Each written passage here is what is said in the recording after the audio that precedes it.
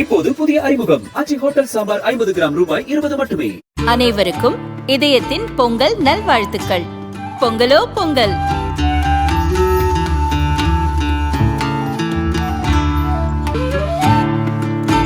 அனைவருக்கும் இதயம் மந்த்ராவின் பொங்கல் தின நல்வாழ்த்துக்கள். பொங்கலோ பொங்கல்.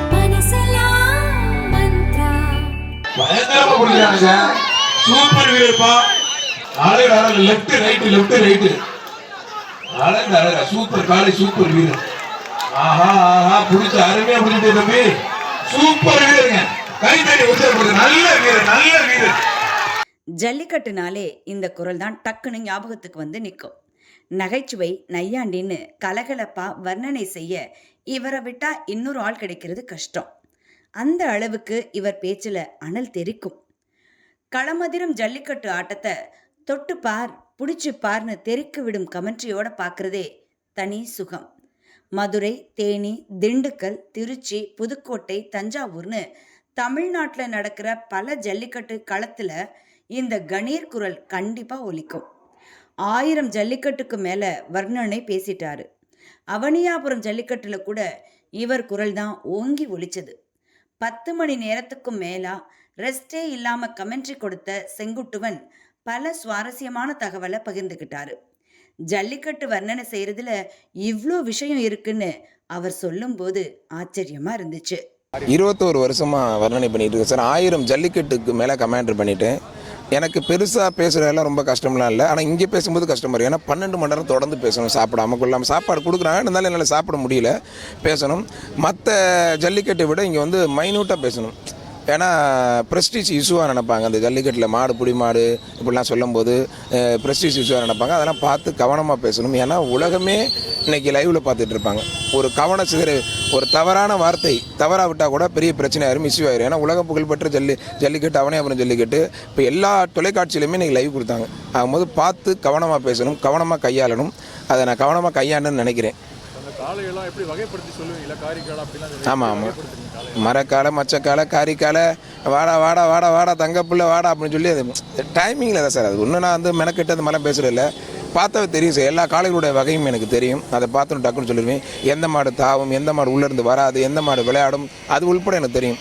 நான் ரொம்ப நாளாக பேசுகிறதுல எனக்கு பெருசாக இல்லை. பட் இங்கே வந்து கொஞ்சம் அழுத்தங்கள் இருக்கும். ஏன்னா வந்து ரொம்ப அரசு விதிமுறையில் ரொம்ப கடைப்பிடிப்பாங்க. ஜாதி பேர் சொல்லக்கூடாது, மத பேர் சொல்லக்கூடாது, பேருக்கு பின்னாடி எந்த அடைமொழியும் சொல்லக்கூடாது, ஒரு குறிப்பிட்ட நபர்கள் 25 பேர் எழுதி கொடுத்துருப்பாங்க, அவங்க பேரெலாம் சொல்லக்கூடாது. இதெல்லாம் ஒரு கொஞ்சம் கஷ்டமான சூழ்நிலை. ஏன்னா அவங்களுக்கு தெரியாது இது வந்து அரசு இப்படி சொல்லியிருக்காங்க எழுதக்கூடாதுன்னு. எனக்கு தான் தெரியும். அதை நான் கரெக்டாக கொண்டு போகிற ஒரே காரணத்தினால தான் என்னை கூப்பிட்றாங்க. தொடர்ந்து 7 வருஷம் பேசுகிறீங்க, 6 வருஷம் கவர்மெண்ட் சார்பாக பேசுகிறீங்க. அது எனக்கு ரொம்ப மகிழ்ச்சியாக இருக்குது. பட் இருந்தாலும் கூட இன்றைக்கி பொங்கல் திருநாள், என்னுடைய மனைவி என்னுடைய குழந்தைங்கள்லாம் விட்டுட்டு வரும்போது கொஞ்சம் மனசு வருத்தம். என்ன குலதெய்வ வழிபாடு சாமி கும்பிட்றதெல்லாம் விட்டுட்டு இங்கே வந்தது கொஞ்சம் மனசு வருத்தமாக தான் இருக்குது. கிட்டத்தட்ட ஒரு 7 வருஷமாக நான் பொங்கல் விழாவே கொண்டாடுறதில்லை.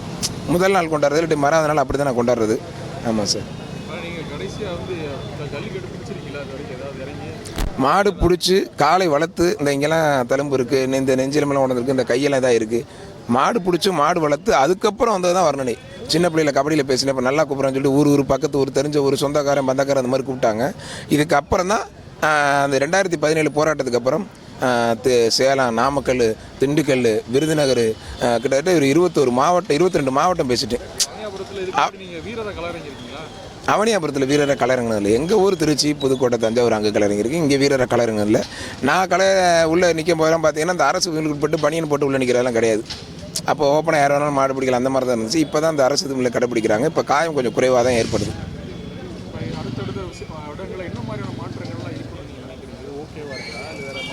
ஓகே, மாற்றங்கள் நிறையா இருக்கும். ஒரு சில மாற்றங்கள் வந்து வெளியில் சொல்ல முடியாத அளவுக்கு இருக்குது. ஆனால் வந்து நடத்துகிறாங்க, பாதுகாப்போடு நடத்துகிறாங்க. பட் ஆனால் வந்து வீரர்களுக்கும் காலை உரிமையாளர்களுக்கும் பிரச்சனை இல்லை. அந்த பெறவாடியில் நடக்கிற பிரச்சனை, அந்த கலெக்ஷன் மேலே நடக்கிற பிரச்சனை, இது பொதுவான பிரச்சனைகள் தான்.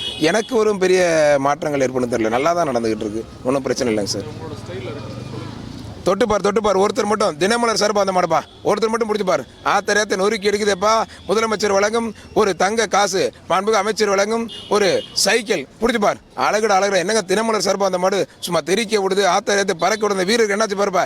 காயமேனா தம்பி, ஒன்றும் இல்லை தம்பி, சரி பார்த்து 10 ரூபா பிடி தம்பி. சூப்பர் அருமையான காலை வெற்றி பெற்றப்பா. தினமலர் சார்பாக அந்த மாடு சூப்பர் மாடு வெற்றி பெற்றதுப்பா.